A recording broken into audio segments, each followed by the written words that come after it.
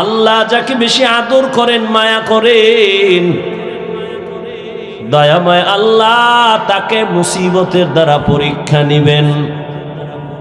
তাহলে মুসিবত আসা একটা নেয়ামত। কার জন্য? মুমিনের জন্য। আচ্ছা, আপনারা ক্ষুধা লাগছে মনে হয় বেশি, বাদাম দুই এক ঘন্টা না খাইলে মরবেন? মরবেন? বাদাম না খাইলে মরবেন।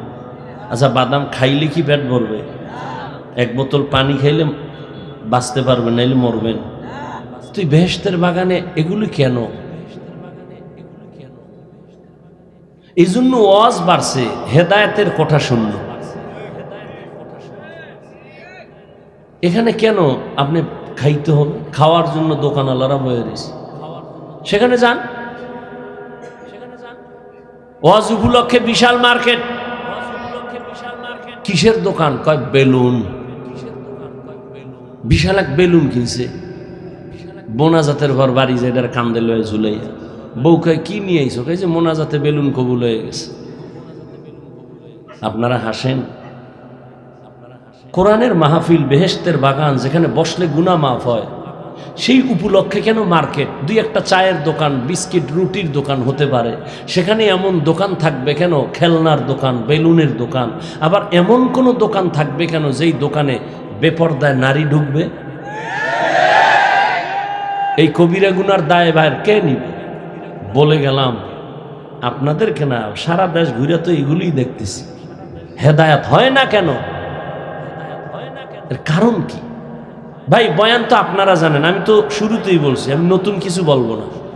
মিথ্যা বলা হারাম, গালি দেওয়া হারাম, গীবত করা হারাম, মরা ভাইয়ের গোস্ত খাওয়ার সমান, জিনার থেকেও বেশি মারাত্মক গীবত। এগুলি জানেন না তো বয়ান তো এগুলিই করুন, এর বাইরে তো কিছু না। নামাজ ৫ ওয়াক্ত পড়া ফরজ, মা বাবার খেদমত করা ফরজ, গান শোনা হারাম, নাচ দেখা হারাম, জুলুম করা হারাম, কারো হক নষ্ট করা হারাম, চুরি করা হারাম, ডাকাতি করা হারাম, কাউকে হত্যা করা হারাম। এই বয়ান তো আপনারা সব জানেন। শুধু কি তাই, আমরা এরা যারা বসছি সবাই মুসলমান। আপনার আল্লাহ আমার আল্লাহ এক না আলাদা? আপনাদের নবী আমার নবী, সত্য কথাটা মানেন আর না মানেন, অন্তত একটু স্বীকার করেন। আপনার নবী আমার নবী, আপনার আমার কোরআন, আপনার হাদিস আমার হাদিস। দুনিয়াতে আসছি সিস্টেম এক, আপনার ধর্ম আমার ধর্ম, কালেমা, কাবা সব এক। দুনিয়াতে আসছি সিস্টেম এক না? কুমিল্লাওয়ালারা লঙ্গি ভইরা জন্ম নিছে, সব এক। বিদায়বেলা কাফনের সংখ্যা হবে ৩টা, মহিলাদের 5টা। বক্তা হিসাবে একটা কাফন সম্মানে কেউ বাড়াবে না, গরিব হিসাবে কেউ একটা কাফন কমাবে না। কালার হবে আলাদা না? কালারও এক। কাফনের উপরে লেখা থাকবে বড় হুজুরের লাশ, লেখা থাকবে এটা কোটিপতির লাশ। এত ভাব কেন? আজকে আমি বক্তা ভাব, তুমি ক্ষমতা টাকার ভাব। এই ভাবে কি হবে? সাদা কাফনে ঢুকলে সব বাহাদুরি শেষ।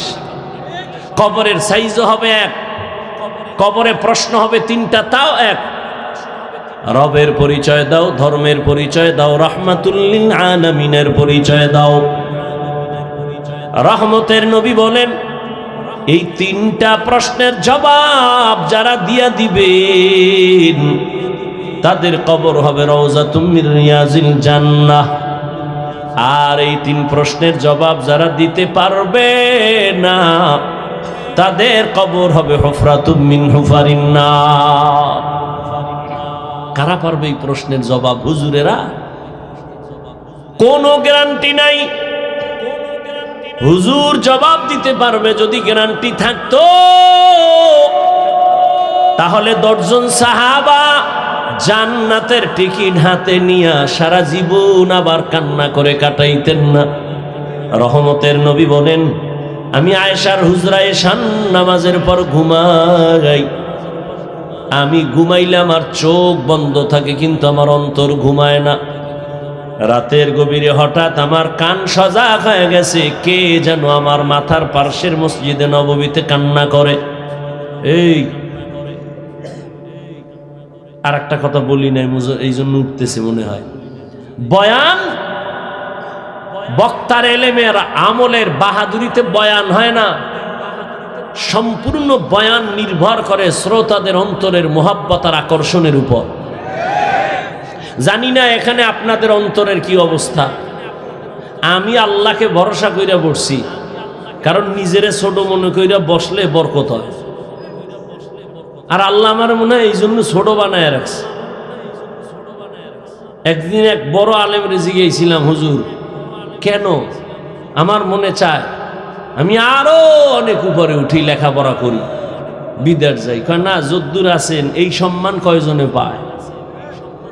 আর এই যে আল্লাহ অনেক উপরে উঠায় নাই, বড় মুফতি হন নাই, এটা হইলে হতে পারে আপনি অহংকারে লাইন ছাড়া হয়ে যাইতেন। আর এখন দুর্বলতা আছে, কাঁদতেছেন। আল্লাহ তো চোখের পানি চায়, বিনয়ী চায়, অহংকার চায় না। জানি না আপনাদের অন্তরের কি হালাত, ওই অনুযায়ী বয়ান হবে। বক্তব্য সব শেষ, বাকি শুধু হাত দুইটা উঠাবো আর আলহামদুলিল্লাহ কয়ে মোনাজাতটা দিব। আর হাত যদি উঠাইয়েই ফালাই, আর জীবনে এখানে আমু কিনা তাও জানি না, বয়ান আর দেখা হবে কিনা তাও জানি না। তবে নিজের কপালটাও নষ্ট করিয়েন না, অন্যেরও ক্ষতি করিয়েন না। কিছু কথা বলার তৌফিক আল্লাহ দিতেছেন, আপনারা দোয়া করলে বলবো, ডিস্টার্ব করেন না, খবরদার। আপনার যদি উঠার ব্যারাম থাকে, ভিতরে ঢুকছেন কেন? আপনি রাস্তায় দাঁড়াবেন, ফাঁকে যাইয়া বাথরুম করবেন, বিড়ি টানবেন, আবার শুনবেন। চোখের সামনে বসে ডিস্টার্ব কেন? মানুষ ভালো হইতে বহু সময় লাগে, কপাল পুড়তে 1 সেকেন্ড লাগে না। বহু মাস্তান সাইজ হয়ে গেছে, খবর নাই, বিল্ডিং পড়ে আছে, খবর নাই, ও আসমানে না জমিনে। বাহাদুরি কইরো না, মাস্তানি ভালো না সব জায়গায়। বহু মাস্তান রাস্তায় কাইতে ঠ্যাং ভেঙ্গা ঘরে বয়ে রইছে। বহু রাস্তায় পাগল দেখছি, পাগল ইংলিশে টকিং করে কিন্তু বস্ত্র অর্ধেক, আরবিতে কথা বলতেছে খুব দ্রুত কিন্তু শরীরের পোশাক অর্ধেক। পাগল। ভাবলাম কারণ কি? পাগল আবার ইংরেজি শিখছিনি কোথাও গিয়া? জবাব আসলো অন্তর থেকে, না। তাহলে এই ছেলেটা স্কুল কলেজের ভালো একটা স্টুডেন্ট ছিল, শিক্ষকের সাথে না হয়, মা বাবার সাথে না হয়, কোনো মুরব্বীর সাথে বেয়াদবি করে পাগল হয়ে গেছে। মাদ্রাসার কোনো ভালো ছাত্র ছিল, বেয়াদবি চূড়ান্ত পর্যায়ে করার কারণে আল্লাহ ওরে পাগল বানাই দিছে। পাগল বানাইতে কি বেটা তোরে আলাদা মেডিসিন লাগে? ব্রেনের একটা তার আউলে গেছে, সব শেষ, কিচ্ছু লাগবে না। ঘুমের থেকে উঠে দেখবি দুনিয়া পুরাটা অন্ধকার। মাকে বলবি, আম্মু আমি তো চোখে ঝাপসা দেখি। কি হইল? আম্মু কান্না করে, আর মাওলায় না দিলে আর হবে না। রহমতের নবী বলেন, আমার কানে আওয়াজ, গভীর রাতে কে যেন আমার মসজিদের মধ্যে কান্না করে নামাজে। আমার ঘুম ভেঙ্গে গেল, আমি উঠলাম, উঠি আমি বাহিরে গেলাম, নজর করে তাকায় দেখি জান্নাতের 1 নাম্বার সাহাবী আবু বকর নামাজের গভীরে দাঁড়ায় দাঁড়ায় কান্না করতেছি। নামাজ শেষে আমি জিজ্ঞাসা করলাম, হে আবু বকর, নামাজে দাঁড়াইয়া গভীর রাতে কেন কান্নার আওয়াজ?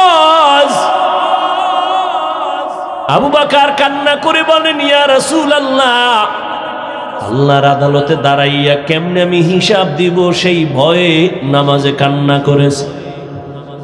নবী বলেন, আপনার নামে জান্নাতের টিকিট রেডি, 10 জন, আর আপনি শ্রেষ্ঠ, এরপরও কেন এত টেনশন? আবু বকর বলেন, হে নবী, আপনিই তো বয়ান করেছেন কিয়ামতের ময়দান হবে অনেক কঠিন ভয়ঙ্কর, মানুষ সব উলঙ্গ দাঁড়াবে, নারীরা উলঙ্গ দাঁড়াবে, পুরুষেরা উলঙ্গ দাঁড়াবে, নবীরা পর্যন্ত কান্না করবে, সূর্যের গরম সইতে পারবে না।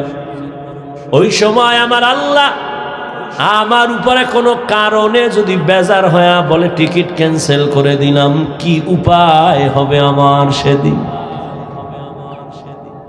ও এলাকার যুবক, ও বৃদ্ধ বাবাজি, পর্দার আড়ালের মা বোনেরা, দুনিয়ার রং তামাশায় তো কম সময় কাটাও নাই রে যুবক। আজান কানে শুনছো, ইচ্ছা করে পারলে মসজিদে যাইলে পারতা যাও নাই, গাদ্দারি করে মনে চায় না যাও নাই। জীবনটা হেলায় খেলায় কাটায় দিছো। একবারও কি চিন্তা করছো তুমি মইরা গেলে মানুষ তোমারে দোয়া করবে না বরদোয়া করবে? এমন কিছু করছো নিজে মইরা গেলে মানুষ দোয়া করবে? না করো নাই, বরং তুমি এমন চরিত্র ধ্বংস করেছো, মাও খুশি হবে, বাবাও খুশি হবে, হুজুরেরাও কইবে ছেলেটার ব্যবহার ভালো না, মইরা গেছে ভালো। জীবনে কি অর্জন করেছো একবারও কি চিন্তা করছো রে বাবা?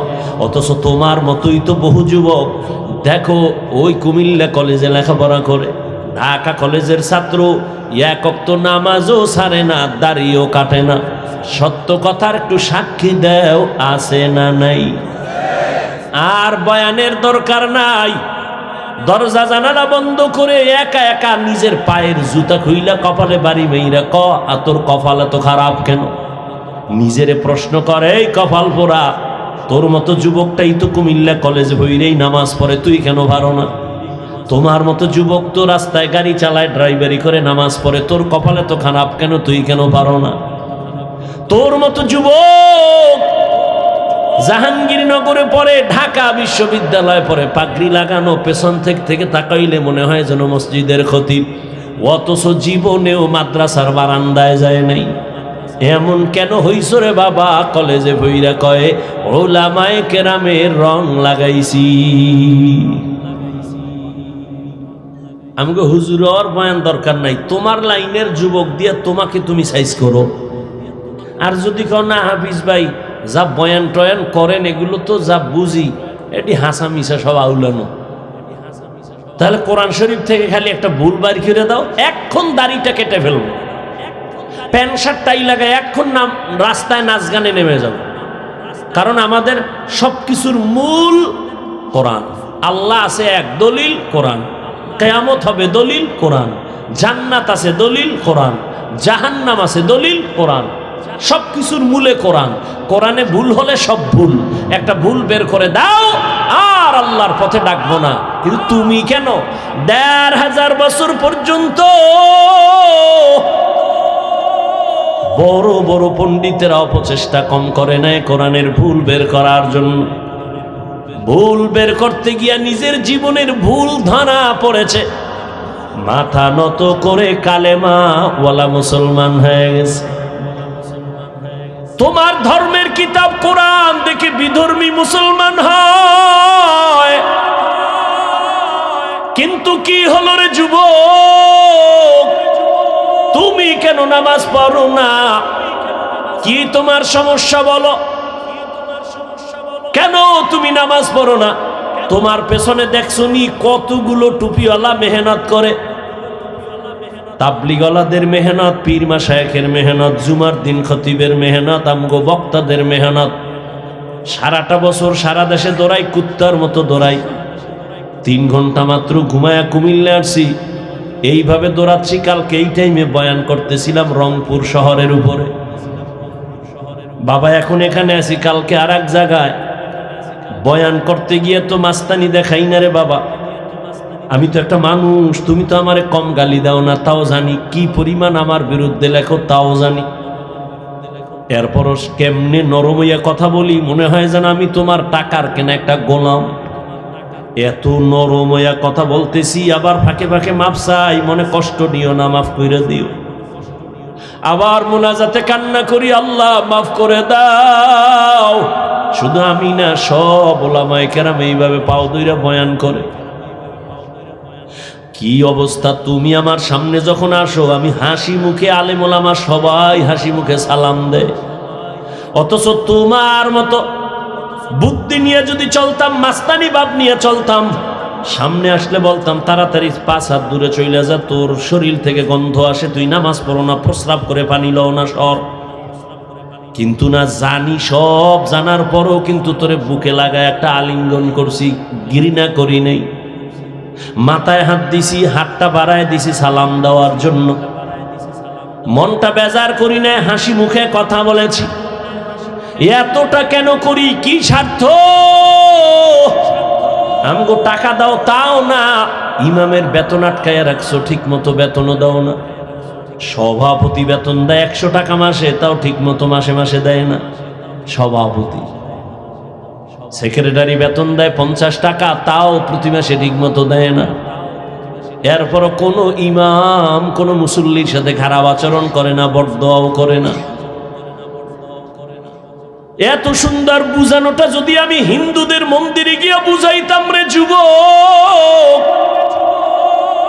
12 মাস লাগতো না, মাত্র 6 মাস দৈনিক 1 ঘন্টা কইরা যদি হিন্দুদের মন্দিরে গিয়া বয়ান দিতাম, খ্রিস্টানদের গির্জায় গিয়া বয়ান দিতাম, আমার মন বলে ইনশাআল্লাহ এদেশের হিন্দু খ্রিস্টান সব মদিনার আশেক হয়ে যাইত।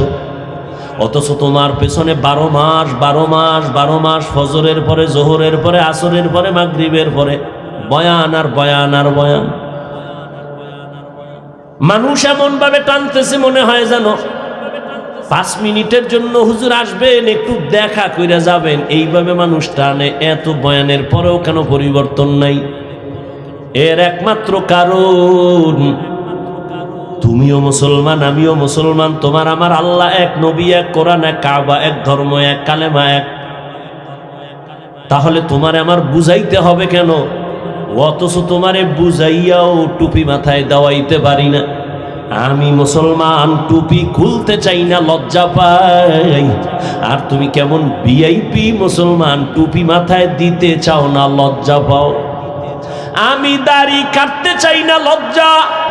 তুমি কেমন মুসলমান যে দাড়ি রাখতে চাও না, লজ্জা। আমি মুসলমান, মসজিদে না ঢুকলে লজ্জা পাই। তুমি কেমন মুসলমান যে মসজিদে ঢুকতে গেলে লজ্জা পাও। আমি মুসলমান, বেপরদায় চলতে গেলে লজ্জা পাই। আর তুমি কেমন মুসলমান যে পর্দা করতে গেলে লজ্জা পাও। বালিশে মাথা লাগা একটু ভাবিও, মালিকের দরবারে কেমনে দাঁড়ায় জবাব দিবা। হেদায়েতের মালিক আমার আল্লাহ। আসলে তুমি আল্লাহর হেদায়েতের পর্দার বাইরে সরে গেছো। কিন্তু আমার আল্লাহ স্বার্থপর না। যদি স্বার্থপর হইতেন, ঘুমের মধ্যে চেহারা কুত্তার মতো বানায় দিতেন। মুহাম্মদের উম্মত হওয়ার কারণে এত গুনার পরও চেহারা আল্লাহ পাল্টায় দেয় না কেন? একমাত্র মুহাম্মদের উম্মত। মুহাম্মদের উম্মত না হইলে ঘুমের থেকে উঠা দেখটা চেহারা বানর হয়ে গেছে। কিন্তু আমার নবী আল্লাহর কাছে কান্না করে বলছিলেন, হে মালিক, আমার উম্মত গুনাহ করলেও তুমি চেহারাটা পাল্টাইয়া দুনিয়ায় ইজ্জত হারাইও না রে আল্লাহ। নবী উম্মতের কত দরদি।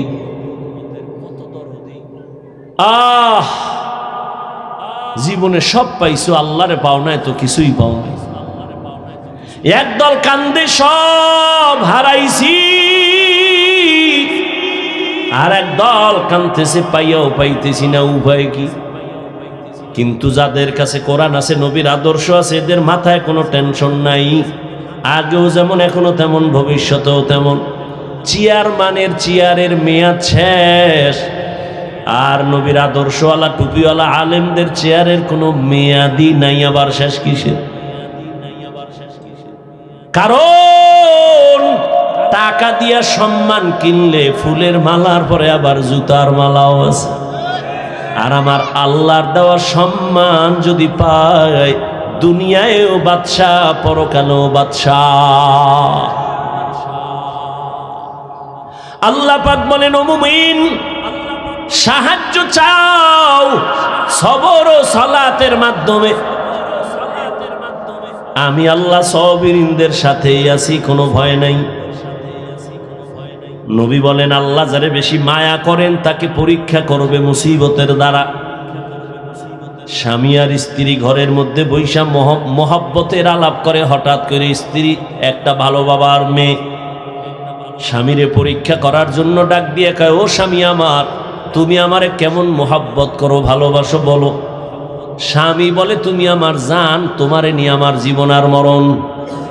তুমি আমারে যা বলবা আমি রেডি, যা চাও তাই দিব, আমার চাইতে দেরি পাইতে আমার থেকে দেরি হবে না। স্ত্রী পরীক্ষামূলক কয়, সত্যি কয় সত্যি, যা চামু দিবি কয় দিব, তালাক দে। স্বামী বলে, কি বলেছ রে বিবি, এটা কেমন করে সম্ভব? ওয়াদা করেছো চাইলেই দিবা, দাও, তালাক দাও। বলে মরে যাব তারপরও তোমারে তালাক দিব না। দুইজনার ভেতর একটু মৃদু ঝগড়া শুরু হয়ে গেছে, সমাধানের জন্য নবীর দরবারে রওনা। রাস্তার মাঝে যাইয়া হঠাৎ করে স্বামী বেচারা রাস্তার পাশে পইরা গিয়া পা ভেঙ্গে গেছে। নুজহাতুল মাজালিসে ঘটনা আছে। স্বামী বেচারা একটা চিৎকার দিয়ে কয়, আমারে ধর, আমি মইরা গেলাম, সহ্য করতে পারি না, পা ভাঙ্গা ব্যথা। স্ত্রী হাতটা ধইরা কয়, চল, নবীর দরবারে যাওয়ার দরকার নাই, বাড়ি চলো। বাড়ি যাইয়া স্বামীর হাত ধরে কয়, স্বামী আমারে মাফ করে দাও, আমি যে তালাক চাইছিলাম কথাটা ফিরায় নিলাম, উড্ড করে নিলাম। স্বামী ডাক দিয়া কয়, বিবি তালাক কেন চাইছো? আবার চাওয়ার পরে কেন আবার উড্ড করে নিতেছো, কারণ কি? বলে, তুমি কি নবীর হাদিস শুনো নাই? কি? নবী বলছেন, আল্লাহ যারে বেশি ভালোবাসবেন মুসিবত দিয়া তার একটু পরীক্ষা নিবেন, চোখের পানি নিবেন। আমি তোমার ঘরে আসছি আব্বা আম্মার মায়া সারিয়া, তোমার ঘরে এত বছর ছিলাম, কোনো মুসিবত দেখি নাই, কান্নাও নাই। যেখানে মুসিবত নাই ওখানে খোদার রহমত নাই, যেখানে আল্লাহর রহমত নাই সেখানে আমিও থাকতে চাই না। কিন্তু রাস্তার মাঝে যাইয়া যখন তুমি পা ভেঙ্গে চোখের পানি ছেড়ে কাঁদছো, আমার মালিকের রহমত তোমার উপরে চলে আসছে, তোমার আল্লাহর পরীক্ষা শুরু হয়ে গেছে, রহমত নেমে আসছে। আমি নিয়ত করেছি যেখানে মুসিবত আছে ওখানে রহমত আছে, আর যেখানে আল্লাহর রহমত আছে সেখানে আমিও আছি। জিন্দেগি মে বন্দগি তু কর নহি,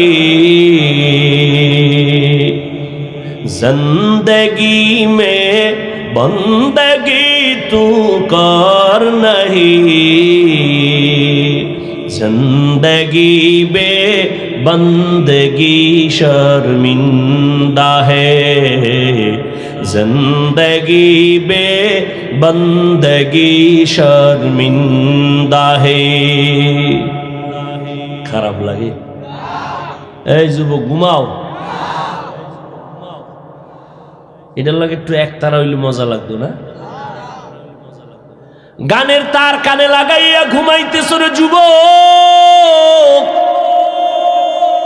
5টা সেকেন্ড যদি ভাবতি যে ঘুমের মধ্যেও তো আজরাইল আসে, আমার রুমের মধ্যে যদি আজরাইল অন্ধকারে আইসা দেখে আমার কানের মধ্যে গানের তার লাগানো, হেডফোন লাগানো, আমি মুসলমান, আমি মালিকের দরবারে কেমনে জবাব দিব? রহমতের নবী বলেন, ঢোল বাদ্যের আওয়াজ যদি পাও কানে আঙ্গুল দিও, এটা শয়তানের আওয়াজ। আর এমন কোন গান নাই যে গানের আওয়াজে মানুষের গুনার দিকে আকর্ষণ বাড়ে না। কিন্তু বাবা আজকে একটা দাবি কইরা যাই, পারলে মানিও, আবদার, অর্ডার নয়, আবদার। কলিজা দিয়ে একটা আবদার করি রে যুবক, আমার বয়ানে তো মোবাইল বন্ধ করবি না। মক্কার ইমামাইয়াও যদি তোরে 1 লাখ টাকা দিয়াও কসম করায় কোরআন মাথায় নিয়ে, তারপরেও মোবাইল ছাড়বি না। মা ছাড়তে রাজি, বাপ ছাড়তে রাজি, মোবাইল ছাড়তে রাজি না। যেহেতু চালাবি, এই মোবাইল নিয়ে মরবি, ওয়াদা করছো, তাহলে আর কেমনে ফিরাম? তবে একটা আবদার করি, সারা রাত্র তো মোবাইলের ডিউটি নিয়েই থাকো, যখন ডিউটি শেষ হয়ে যাবে নিয়ত করে ফেলাইছে এখন ঘুমাবো, মোবাইল অফ, ঠিক ওই সময় আমার আবদারটা পারলে একটু রক্ষা করিও। মাঝে মাঝে যখন তুমি ঘুমায় যাবা, তোমার এখন ডিউটি শেষ, ওয়াদা ছিল কথা বলবা তাও শেষ, এখন দোনোজনে রেস্টে যাইবা, রেস্টে যাওয়ার আগে মোবাইলের মধ্যে একটু সার্চ দিও, ইউটিউবে গিয়ে লিখবা কোরআনের তেলাওয়াত, দেখবা মক্কা মদিনার ইমামদের তেলাওয়াত চলে আসবে। তুমি একটা তেলাওয়াতের মধ্যে টাচ কইরা চালু কইরা বালিশের পাশে মোবাইলটা ফালায় দিও। এবার তুমি তোমার ইচ্ছা মতো ঘুমায় যাও, কোরআনের তেলাওয়াত চলতে থাকবে, তুমি শুনতে শুনতে ঘুমায় যাও।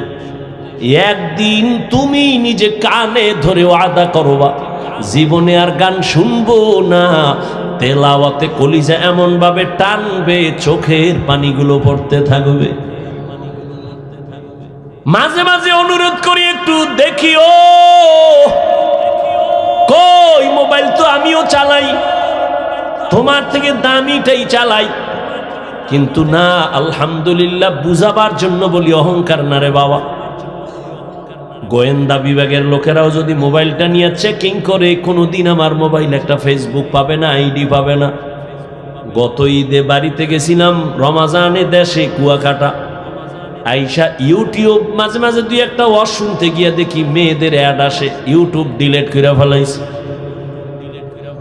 কয়েকদিন খুব খারাপ লাগছে, একটু ওয়াজ মাজ হুন্মু বড় বড়দের, খুব খারাপ লাগছে, কিন্তু এখন সইয়া গেছে। আজও পর্যন্ত মোবাইল ইউটিউবার ডাউনলোড করি নেই। মাওলার কাছে এমন একটা মোনাজাত নাই যে বলি না, আল্লাহ মোবাইলের গুনাহ থেকে বাঁচাও। বড় কঠিন এক পরীক্ষা মুমিনের জন্য এই মোবাইলের গুনাহ থেকে বাঁচা, বড় কঠিন এক পরীক্ষা। তুমি একটা ওয়াজ দেখবা, সেখানে মেয়েদের অ্যাড চলে আসে, অর্থাৎ গোটা দুনিয়ার আন্তর্জাতিক চক্রান্ত মুসলমানকে টার্গেট করে আছে।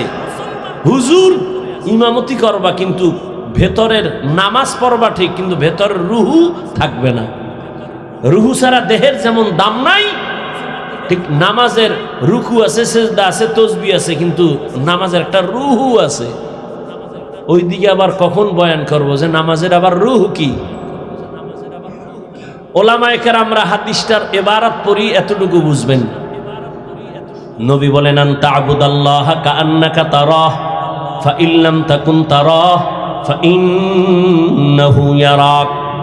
রহমতের নবী বলেন, তুমি এমন ভাবে নামাজে বা ইবাদত করো যেন তুমি নিজে আল্লাহকে দেখো। যদি তুমি আল্লাহরে দেখতে না পাও, এতটুকু নিয়ত করিও যে আল্লাহ আমাকে দেখতেছেন। এর নাম নামাজের রূহ। একে ভিন্ন ভাষায় বলে খুশু আর খুজু। আল্লাহর ভয় নিয়ে নামাজে দাঁড়ানো, নামাজই পড়ে না, এ আবার রুহু পাইবে কই? নামাজ পড়ে না তো পড়েই না, উল্টা আমগো আবার ধাক্কা দেয়, হুজুর নামাজ না পড়লে আলহামদুলিল্লাহ, আমগো দিল পরিষ্কার। আর নবী কি কয়? দুনিয়াতে যারা নামাজ পড়ে না, ওরা পৃথিবীর শ্রেষ্ঠ নিকৃষ্ট চোর। নবী বলেন, মুমিনার বেঈমানের মধ্যে ব্যবধান নামাজ, বাইনাল আবদি ও বাইনাল কুফরি তরকুস সালাহ। বেঈমান কাফেরেরা নামাজ পড়ে না, মুমিনেরা নামাজ ছাড়ে না। ইহা হাম সব মুসাফির দিল না লাগা,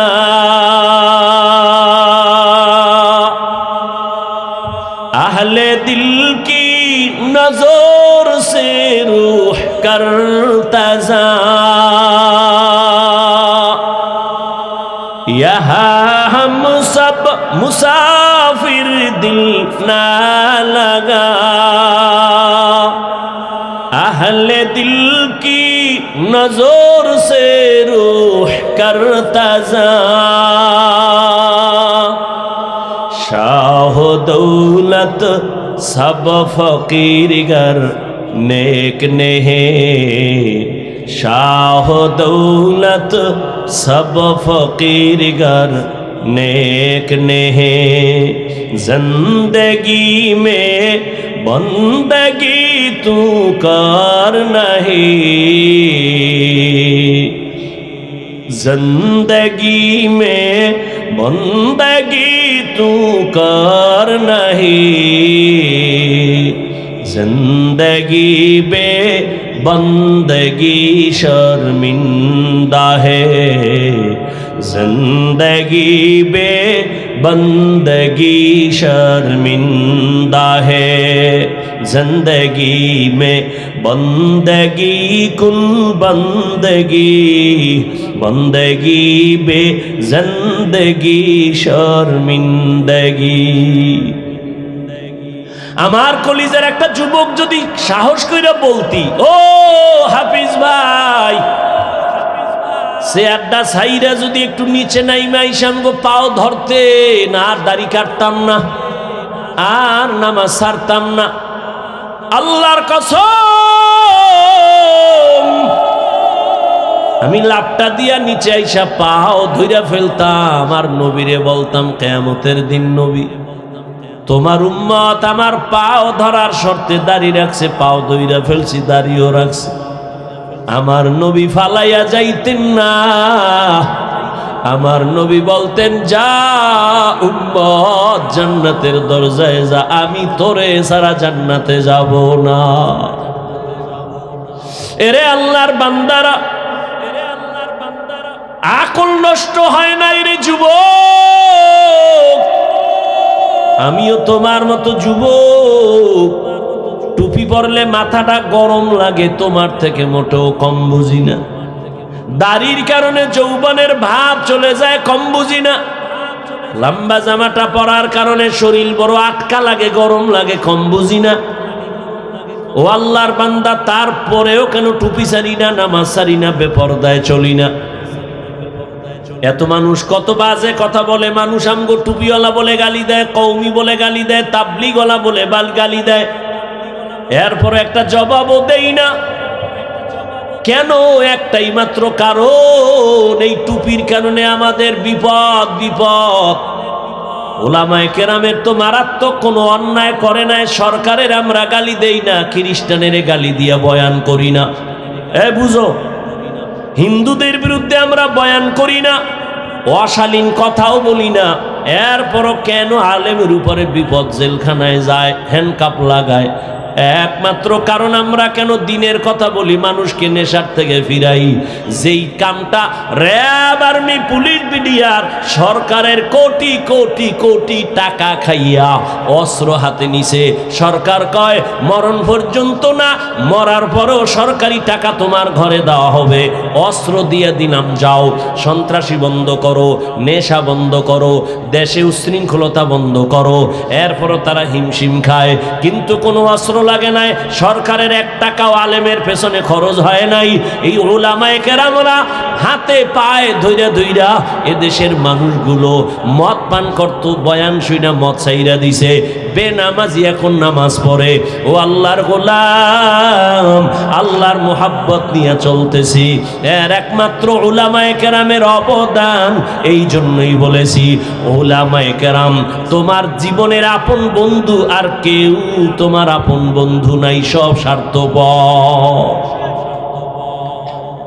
हकीकत से तू दुनिया बेखबर है, दुनिया की नुमाइश पर नजर है, नमी गुयम के अज दुनिया जुदा बश, बहर कारे के बाशी खुदा बाश, जिसते दुनिया अज खुदा गाफिल बुदन, ने कमाशो नकरह फरजिंदोजन, आब दर कश्ती हालाके कश्तियाँ ताब अंदर जीरे कश्ती पुशती। একজনে কয়, হাফিজ ভাই এডি বুঝি না, এডি কি কোন, এডি না কইলে ওয়াজ চলে না। এরকম বহু চালাক আছে না, কথা কোন, বড় জ্ঞানী, বড় জ্ঞানী না হইলে হুজুর গো ভুল ধরে কেমনে? এগুলি বললে কি লাভ? এগুলি বন্ধ করেন। তোমার যুক্তি যদি আমি মাইনা বয়ান শুরু করি, তাহলে প্রশ্ন তো আমারও আছে, আমিও তো তোমার থেকে কম চালাক না। যদি আমার এলেম নাই, কিন্তু তোমার মতো চালাকের সাইজ করার মতো বুদ্ধি আছে, আলহামদুলিল্লাহ। তবে বেয়াদবি জীবনে করি নাই, করব না। আমার জীবনের পুঁজি হলো বেয়াদবি না করা। আমার আব্বা আম্মার দোয়া, আমার ওস্তাদের দোয়া, উলামায়ে কেরামের দোয়া, আল্লাহর রসুলের স্পষ্ট সহিহ হাদিস যে আদব রক্ষা করে জীবন চালাবে আল্লাহ তার মর্যাদা সবার উপরে উঠাবেন। বিনয়ী জিন্দেগি বড় দামি এক জিন্দেগি। ও যুবক, তুমি যে আমাকে প্রশ্ন করছো ফার্সি এই কবিতাগুলো না বললে কি বয়ান চলে না? কেউ তো বুঝেই না। আমি যদি তোমাকে প্রশ্ন করি, আমি যে হাদিসের ইবারাত পড়ি, কোরআনের আয়াত পড়ি, একজনেও তো আয়াত পড়তেই পারে না, তো আয়াত বাদ দিয়ে দেই, হাদিস বাদ দিয়ে দেই। যুক্তির নাম ইসলাম না।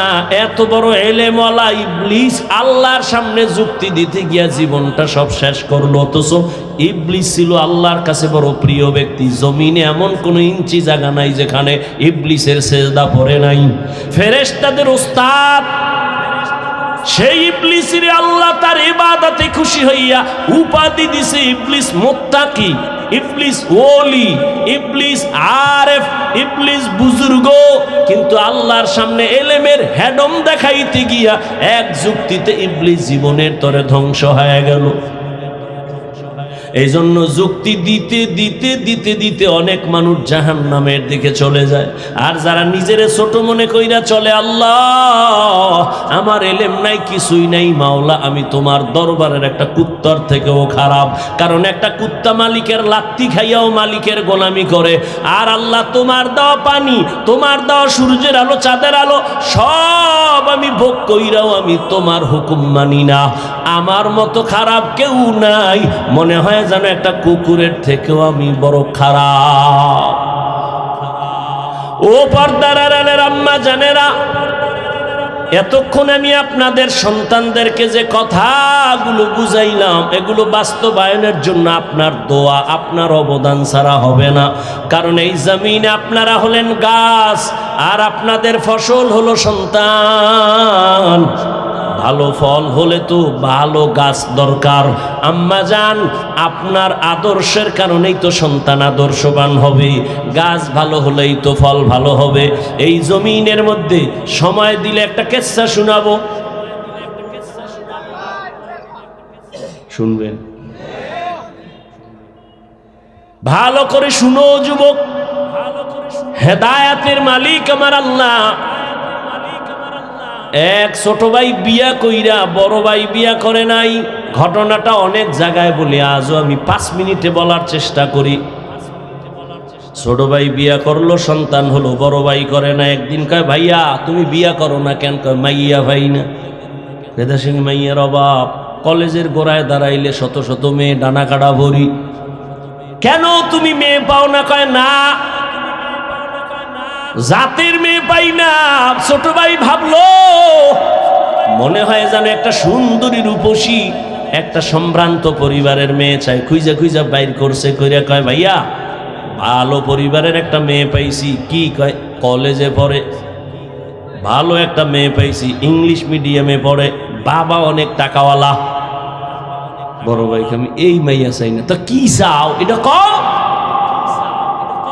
এবার ভাই ডাক দিয়া কয়, ও ছোট ভাই শুনো, আমি একটা জীবনে মেয়ে চাই, আমার জীবন সঙ্গিনী হবে যে আমার হাত ধইরা আমাকে জান্নাতে নিয়ে যাবে। কোথায় নিবে? কি যুবক বিয়া করছো? কোরআন শপথ করছো না? কয় হুজুর আমার সাথে তো শপথ করছে মাইয়া, জীবনে আর না। আমি বললাম ওই মাইয়ার সিরিয়াল কত জানোনি? কয় না। আমি কই তোর সিরিয়াল যত মাইয়ার সিরিয়ালও তত। তোর সিরিয়াল কত? কয় 3। 2 মাইয়ার পরে এই মাইয়া। আমি বললাম আল্লাহর কোরআন সাক্ষী, তোর মাইয়ার সিরিয়ালও 3। 2 ভোলার ইজ্জত নষ্ট কইরা তোরে ধরছে, তোরে ইজ্জত হারায়া রাস্তার ফকির বানাবে। কোরআনের আয়াত, আল খবিসাতু লিল খবিসিনা, খবিসের সাথে খবিস। ও যুবক, জীবনে লেখাপড়া করে ডাক্তার হইও, দোয়া করে যাই আমার দোয়া কবুল হবে না হবে না হবে না, তবে এই মাঠে বহু আল্লাহর বান্দা আছে যাদের দোয়া কবুল হবে বলে অন্তর সাক্ষী দেয়। দোয়া করি সবাই আমিন বলিও। আল্লাহ যুবক বাবারে স্কুলে পড়ো, ডাক্তার হও আলহামদুলিল্লাহ, ইঞ্জিনিয়ার হও আলহামদুলিল্লাহ, প্রফেসর হও আলহামদুলিল্লাহ, তবে আমার ছোট্ট একটা দাবি, বেয়াদব হইও না।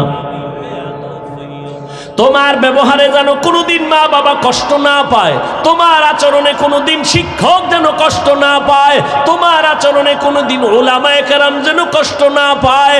বলবা কেন?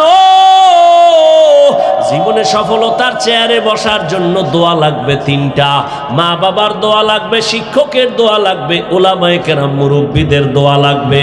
এরে আমি হাফিজুর রহমানের আমার আব্বা আম্মা কলিজা বইরা দোয়া দিয়া চেয়ারে বসাইছেন, কিন্তু বয়ান করা আমার আব্বা শিখান নাই, আম্মা শিখান নাই। আমার ওস্তাদ শিক্ষকেরা হাতে ধরে ধরে ধরে ধরে আমাকে বয়ান শিখাইছেন। অতএব ওস্তাদ আমার বড় দামি এক দোয়ার সম্পদ। মা বাবার বরদোয়া নিবা না, যদি বরদোয়া লাইগেই যায় মরার আগে পঙ্গু হয়ে যাবি, লেখা রাখ। যদি শিক্ষকের বরদোয়া কলিজায় তোর লাইগা যায়, মরার আগে জীবনটা নষ্ট হয়ে যাবে, বিদ্যার জগৎ থেকে হারিয়ে যাবি, বিদ্যা আর থাকবে না। উলামায়ে কেরামের বরদোয়া যদি কপালে লাগে, চাকার তলে মাথা ঢুকে যাবে, টের পাবি না। অতএব ডাক্তার হও, অনেক বড় ডাক্তার, এই সিফাগল্লির ডাক্তার না। চরিত্র ঠিক রাখো, দেখবা শুধু বাংলাদেশ না বিশ্বে তোমাকে ডেকে ডেকে নিয়ে যাবে, হায়ার করে নিবে ডাক্তার, ঢাকার ডাক্তার, বাংলাদেশের ডাক্তার। আল্লাহ সম্মান দিতে কয় সেকেন্ড লাগে, কিন্তু তোমার পুঁজি লাগবে দুইটা। সম্মানের ডাক্তার হতে হলে প্রথম পুঁজি সুস্থতা, দ্বিতীয় পুঁজি সুন্দর চরিত্র। আর এই সুস্থতা আর চরিত্র দোনোটাকে জবাই করার একমাত্র হাতিয়ারের নাম মোবাইল। সুস্থ কিন্তু চরিত্র খারাপ, জুতার বাড়ি কোন জায়গায়। ডাক্তার হইল তাসলিমার মতো জুতা খাইয়ে পালাবি, ওই ডাক্তার হয়ে লাভ কি? তাসলিমা সুস্থ, এরপরও জুতা খাইছে কেন? এমবিবিএস ডাক্তার, এরপরও জুতা কেন? চরিত্র খারাপ। আর তোমার চরিত্র ভালো কিন্তু অসুস্থ, ডিউটি একদিন করে 2 দিন নাই করে, বাদ দে। তাহলে সুস্থতাও লাগবে 100, চরিত্রও লাগবে 100, আর দোনোটা জবাই করে মোবাইল। আমি কি বানায় বলতেছি? সবার হাতে মোবাইল আছে। এখন বাসায় যেয়া গুগলে সার্চ দিবি, টাচ মোবাইল দেখলে শরীরের অঙ্গের কি কি ক্ষতি হয়, চিকিৎসা বিজ্ঞানীরা কি থিওরি দিছে, সব গুগলে আছে। আজকে গিয়ে দেখিস। আমাকে হুজুর গুডিতে হুনবি না, কপাল পোড়া। হুজুর গুফরে বিশ্বাস কম, জীবন বড় ওয়াজ করছি নবীর সুন্নতের, হাত ধুইয়া খানা খা, এখন ধোয় না। মাওলায় করোনা ধরাইয়া, কানে ধরাইয়া এখন হাত ধোয়, এখন পকেটের মধ্যে মেডিসিন, ফাঁকে ফাঁকে বাইর করে হাত ধোয়, বাইর করে হাত ধোয়। আমার একা ধুইবেন নি? তুমি কিয়ামত পর্যন্ত ধুইলে একটা নেক পাবা না, সুন্নত হিসেবে ধুইলে সওয়াব পাইতা। এখন ঠেকায় পড়ছো, মাইনকে সিফা আটকায় গেছো, এখন আর হাত ধুইলে লাভ কি? রসুলের সুন্নত হিসেবে তো আর হাত ধো না। আল্লাহ হেদায়াত দান করুন।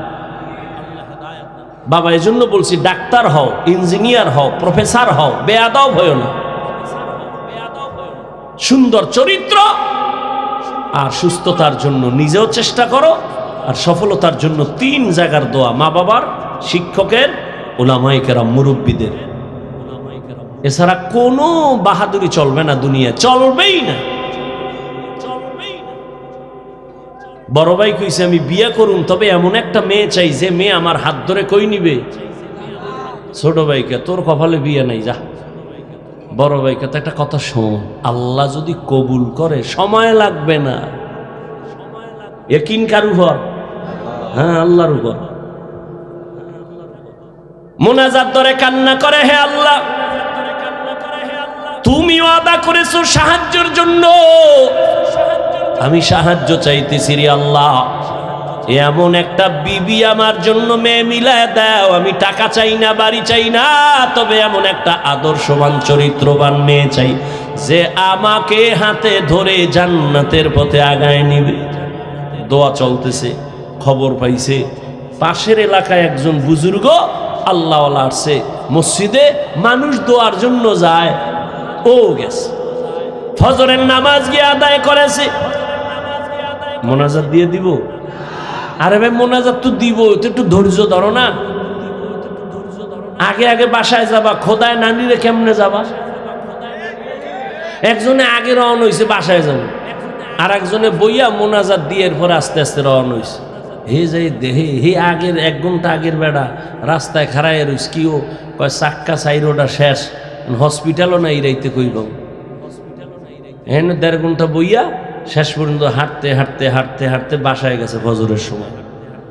আর এই যে আগে শেষে মোনাজাত দিয়ে গেছে, হে গাড়ি নিয়ে খুব দ্রুত বাসায় গেছে। মাওলায় না নিলে কেমনে যাবা? জীবনে তো কম ঘুমাও নাই, জীবনে তো রাত্র সজাগ থাকছো গুনাহ কইরা, একটা রাত্র কি নেক কইরা থাকছো?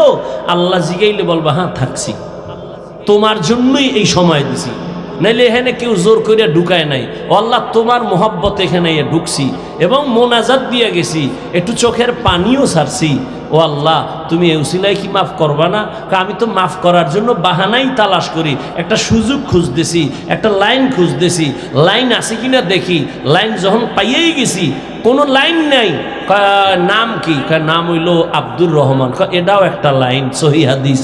আল্লাহ কয় যা তোর এই নামের উসিলায় জান্নাত দিয়ে দিলাম।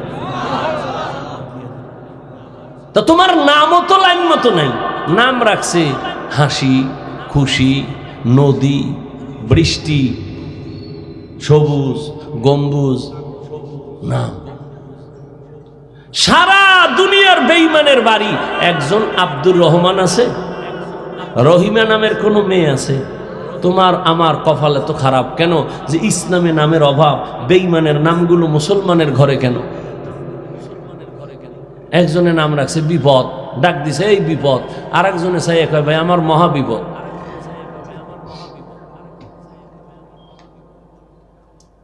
আগে সন্তান হইলে দৌড়ে যাইতো বড় হুজুরের দ্বারে, হুজুর একটু খেজুর মুখে নিয়ে দেন আর একটা নাম রাইখা দেন, সুন্দর একটা নাম। এখন লাগে না, ওই যে গজব মোবাইল খুঁজে টুজে পাইছে একটা নাম, দুনিয়ার আকাম সাকামের নাম এটা একটা দিয়ে দিছে। আর নাম যখন রাখছে, এটার একটা নামের অ্যাকশন একটা আছে।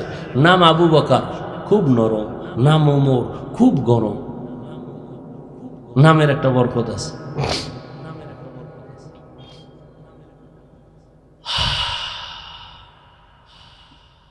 হুজুরের দ্বারে গেছে দোয়ার জন্য, ফজরের নামাজ পড়া সব চলে গেছে।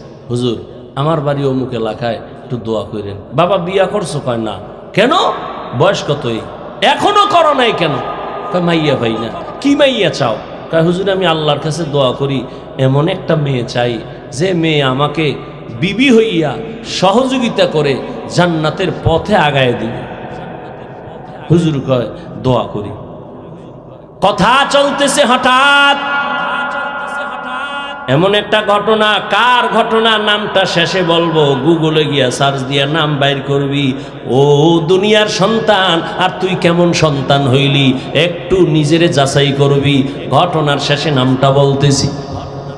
হঠাৎ মসজিদের বারান্দার বাহির থেকে একটা কচি কণ্ঠে মেয়ের সালামের আওয়াজ। একটা মেয়ে ডাক দিয়া সালাম দিছেন, আসসালামু আলাইকুম হযরত, আমি এই এলাকার মেয়ে, গরিবের সন্তান, দোয়ার জন্য আসছি। হুজুর ডাক দিয়া কয় রে মা, তোমার আব্বা কি করে? কয় নাই। বলে তোমার বয়স কত? এত। কয় বিয়ার বয়স তো পারায় যাচ্ছে, কেন বিয়া করো না রে মা? মেয়েটা কান্না করে বলে হুজুর আমি গরিব, আমি কোথায় একটা ভালো জামাই পাবো?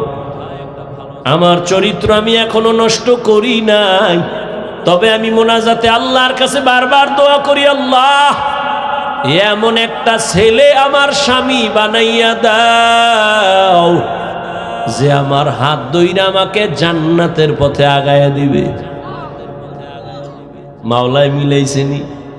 হুজুর মাঝখানে থাইকা কয় যুবক বিবাহ করবানি? কয় আল্লাহ যদি কবুল করে। হুজুর এবার প্রস্তাব দিলেন, দিয়া দুজনের বিবাহ হয়ে গেল। এক হাতে কোনোদিন তালি বাজে না, বিনা বাতাসে পানি নড়ে না। স্বামী আর স্ত্রীর মন এক না হইলে ওই বাগানে ফুল ফোটে না। দুজন এখন এক মনের। আজান হলে স্বামী কয় নামাজ, স্ত্রী কয় নামাজ। ফজরের সময় স্ত্রী যদি আগে উঠে স্বামীর উঠায়, উঠো নামাজ যেন কাজা না হয়। আবার স্বামী যদি উঠে ওইটা আবার স্ত্রীর ডাকে, উঠো নামাজ আদায় করো। ও পর্দার আড়ালের আম্মা জানেরা, একটু শুনেন কেমন মা। আপনারাও তো বড় দামি মা, আপনারা তো সাহাবায়ে কেরামদের মায়ের মতো মা, নবীদের মায়ের মতো মা, খাদিজা রাদিয়াল্লাহু আনহার মতো নারী, ফাতেমা রাদিয়াল্লাহু আনহার মতো নারী, আয়েশা রাদিয়াল্লাহু আনহার মতো নারী, ইসমাইল নবীর মা হাজরা আলাইহা দামি নারী, ঈসা নবীর মা মারিয়াম আলাইহা সালামের মতো দামি নারী। আপনারা তো বেঈমান ফেরাউনের ঘরে স্ত্রীর নাম কি? আসিয়ার মতো দামি। বলে কত বড় বেঈমান ফেরাউন, নিজেরে খোদা দাবি করেছে আল্লাহর বিরুদ্ধে গিয়া, অথচ তার ঘরে আসিয়া এত আল্লাহর আশেকা হয়ে গেল। নবীজি বলেন কিয়ামতের দিন জান্নাতে আসিয়ার সাথে আমার বিবাহ হবে। সুবহানাল্লাহ বলবেন না? এখন একটা প্রশ্ন আসতে পারে, ফেরাউনের বউ এর লগে রসুলের বিয়ে হইব? ইমান আছে ঠিক আছে, কিন্তু এত বড় বেঈমানের বউ? না, বিয়ে হইছে ঠিক ফেরাউনের, কিন্তু এক সেকেন্ডের জন্য আসিয়ার সাথে ফেরাউনের এক সেকেন্ডের জন্য এক বিছানায় শরীরের সাথে টাচ হয় নাই। কেন? আল্লাহ রাব্বুল আলামিন আসিয়ার ইমানের বরকতে ওই ফেরাউনকে যৌবন থেকে চিরদিনের জন্য একেবারে মুক্ত করে দিছে। ওর জীবনে এক সেকেন্ডের জন্য যৌবন ছিল না ফেরাউনের, একটা সন্তানও নাই, আসিয়ার শরীরে টাচ জীবনে করে নাই। নবী বলেন আসিয়ার সাথে আমার জান্নাতে বিবাহ হবে। আরে আম্মা জান, আপনার স্বামী তো ফেরাউনের মতো খারাপ না। আম্মা, আপনি কি পারতেন না 5 ওয়াক্ত নামাজ পড়ে স্বামীর জন্য কলিজা দিয়া দোয়া করতেন? আল্লাহ, একটা স্বামী আমার দিন নাই রাত নাই বাইরে ঘুরে আর কষ্ট করে, নিজের জন্য কোনো স্বামী কষ্ট করে না। সন্তানের মুখে হাসি ফুটাবার জন্য গাধার মতো কষ্ট করে, স্ত্রীর মুখে হাসি ফুটাবার জন্য পুরুষ কষ্ট করে। ও আল্লাহ, আমার স্বামীর কামাইতে বরকত দাও, আমার স্বামীরে হেফাজত করো। আর ঘরে আসলে বুঝাইতেন স্বামী নামাজ পড়ো, হালাল ভাবে চলিও। মা বাবার মায়া ত্যাগ কইরা আসছি তোমার ঘরে, না খাইয়া থাকলেও আসি, খাইয়া থাকলেও আসি, তবে আমার জীবনের দাবি অবৈধ টাকা ঘরে আনবা না। হারাম টাকা খাইয়া নিজেদের রক্ত, সন্তানের রক্ত কখনো নাপাক করব না। আম্মাজান যদি স্বামীরে বুঝাইতেন, কোন স্বামী হারাম টাকা ঘরে নিত না। সন্তানের যদি বুঝাইতেন, বাবা আমি তোর মা, কোন দিন মরে যাব জানি না, তবে তোর কাছে আমার জীবনের দাবি কোনোদিন মিথ্যা কথা বলবি না, কারো সাথে বেয়াদবি করবি না। সন্তান আস্তে আস্তে আপনার কথায় আদৌ বলা হয়ে যাইত। ডাক্তার হলেও সন্তান দোয়া করত কোরআন বলিয়া, ইঞ্জিনিয়ার হলেও দোয়া করত। এরে আম্মা জান, আপনার মতো কত মা এখনো খুঁজলে পাওয়া যাবে এলাকায়, নামাজ পড়ে, পর্দা করে, স্বামীর মাল হেফাজত করে, সন্তানগুলো আদর্শওয়ালা বানানোর চেষ্টা করে। আম্মা জান, আপনি কেন পারবেন না? ও বোনেরা, আপনার মতো কত বোন স্কুল কলেজে পড়ে, নামাজ পড়ে, পর্দা করে, মোবাইলে চরিত্র নষ্ট করে না, বিক্রি করে না। ও বোনেরা, আপনারা কেন পারবেন না? ও বৃদ্ধ বাবাজি, আপনার মতো কত বুড়ারা মসজিদে গিয়া নামাজ পড়ে, আপনি কেন পারবেন না? ওই স্বামী আর স্ত্রী দুইজন এক মনের হইয়া মোনাজাত করে, দোয়া করে, আল্লাহ দোয়া কইরা পাইছি দুইজনের স্বামী আর স্ত্রী। আর একটা দোয়া জীবনে আছে, দোনোজনে কান্দে আর আল্লাহর কাছে দোয়া করে, ও দয়ার মালিক, একটা নেককার সন্তান আমাদের দান করো, যেই সন্তানের দ্বারা আমগো ইজ্জত বাড়বে, সমাজের আলো ছড়ায় যাবে। ওই সন্তান দিয়া লাভ কি যে মা বাবার ইজ্জত নষ্ট হবে? আল্লাহ এত দোয়া কবুল করলেন, এই দোয়াটা কবুল করবেন না, এটা হতে পারে না। দোয়া কবুল হয়ে গেছে, নেককার একটা ছেলে আল্লাহ দান করছেন। ছেলেটারে দুনিয়াতে আসা মাত্র নবীর তরিকায় ডান কানে আজানের আওয়াজ, বাম কানে ইকামতের আওয়াজ। ছেলেটারে আদর্শ দিয়া বড় বানাইলেন। অল্প বয়সে যৌবন যখন চলে আসলো, এই যুবক তো সেই যুবক, গোটা দুনিয়াটাকে আগুন লাগায় দিল।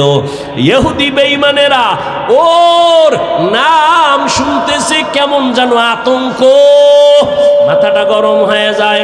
বাইতুল মুকাদ্দাস মুসলমানের প্রথম কিবলার ওখানে ইহুদির একটা ধমক দিয়া সব সরায়া বাইতুল মুকাদ্দাস হাতে নিল। মালয়েশিয়া, রাশিয়া সব বেঈমান, সিরিয়ার বেঈমানের মোকাবেলায় মোটামুটি দুনিয়াটা বিজয়ের ডঙ্কা বাজায় দিল। ইতিহাস যারা জানো, এই লোকটার নাম জানে না এমন কোনো হিন্দু নাই, বৌদ্ধ নাই, মুসলমান নাই। সারা দুনিয়ার ইতিহাসবিদরা এই যুবকের নামটা জানে, যেই যুবক দুই মা বাবার দোয়ায় হইছে। এমন মা দোয়া করছে স্বামী চাই জান্নাতে নিবে, এমন বাবা দোয়া করছে বউ চাই জান্নাতে নিবে। এই দুইজনার দোয়ায় সন্তান আসছে এক জগৎ বিখ্যাত অগ্নি শর্মা, এমন এক আল্লাহর মোহাব্বতের বান্দা, যার হস্তক্ষেপে ইসলামের পতাকা উড্ডীন বেঈমান নিপাত হয়ে গেছে, পরাজয় বরণ করেছে। ওই যুবকের নাম সেই সালাহউদ্দিন আইয়ুবী রহমতুল্লাহ আলাইহি। সুলতান সালাহউদ্দিন আইয়ুবীর ইতিহাস পর গুগলে লেখা আছে, সব ডিটেলস দেওয়া আছে। কে সে সুলতান সালাহউদ্দিন আইয়ুবী? সকল রাষ্ট্রনায়করা সালাহউদ্দিন আইয়ুবীর নাম না নিলে ওদের ইতিহাস কমপ্লিট হয় না। সুলতান সালাহউদ্দিন আইয়ুবী গোটা ইতিহাসের পৃষ্ঠায় স্বর্ণ অক্ষরে তিনি এখনো অমর। এই জন্য আগেও বলছি, ও যুবক, ডাক্তার যদি হও বেয়াদব হইও না তো তাসলিমার মতো জুতা খায়া পালাবা। এখনো সময় আছে, পেছনের গুনার থেকে তওবা করে নাও। তোমার গুনার খবর মা বাবা কেউ জানে না, আল্লাহ জানেন। ওই আল্লাহর মোহাব্বত নিয়ে মনে মনে গোপনে গোপনে একটু আল্লাহকে বলো, হে আল্লাহ, মনে হয় জানো এই ময়দানে আমার মতো গুনাহগার কেউ নাই। গুনার কারণে আমার হাত না পাক, চোখ না পাক, জিহ্বা না পাক। গুনাহ করতে করতে জীবনটা শেষ। কত নামাজ ছাড়লাম, কত দাড়ি কাটলাম, বেপরদায় চললাম। ও আল্লাহ, আমার মতো কত যুবক আবার জেনারেল লাইনে থাকে, চাকরি করে, ব্যবসা করে, নামাজ পড়ে, আমি কেন পারবো না? ও আল্লাহ, মনে চাইছে কত গুনাহ করছি শখ লাগাইয়া, আর গুনার কাছেও যাব না। দুনিয়াতে চিরদিন থাকবো না মুসলমান হিসাবে, দুনিয়া থেকে তো চলেই যেতে হবে, আল্লাহর আদালতে দাঁড়াতে হবে। গুনাহগার হইয়া দাঁড়াবো না। আজকে থেকে তওবা করলাম, নামাজ ছাড়ছি আর ছাড়বো না, বেপরদায় চলছি আর চলবো না, দাড়ি কাটছি আর কাটবো না। তবে সবার কপালটা খুলবে না। বয়ানের শুরুতেই কিন্তু বলেছিলাম আবু জাহালের কথার, ওমরের কথা। জানি না কার কপাল কোন দিকে যাবে। অনেকে বয়ান শুই না বাইরে গিয়ে আবু জাহালের মেজাজ নিয়ে চলবে আর বিরোধিতা করে আরো গুনার পাল্লা ভারী করবে। আর একদল ওমরের মেজাজওয়ালা চোখের পানি ছেড়ে গুনার কথা স্মরণ করে তওবা করবে, ফজরে মসজিদে চলে যাবে।